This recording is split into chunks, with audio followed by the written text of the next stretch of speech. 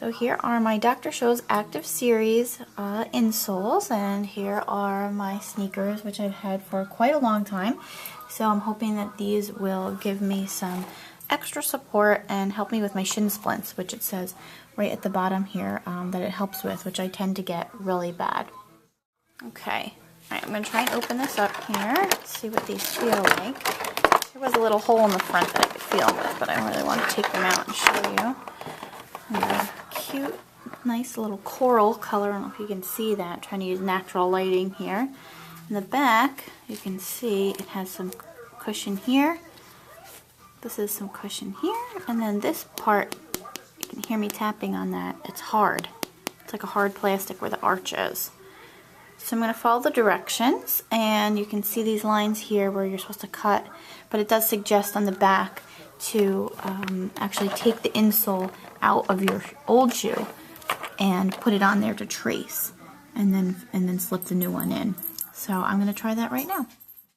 So I've taken out the insole of my sneaker and I've placed it on top just like they suggested, and I've traced with a permanent marker. I've traced the outline of my insole, and just to, I don't know if you can really see it on here, the difference in cushioning between the insole that came in my sneaker and this one. You can see a big difference in the thickness. It's hard to show, but it's really, it's substantially different. I'm excited to try these out.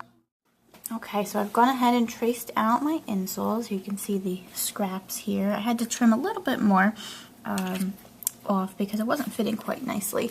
And you can see it's right, that line that I cut across the toe, that is the suggested spot for size 6, which is where I am. So it was pretty accurate on that, but I still suggest doing their method on tracing it.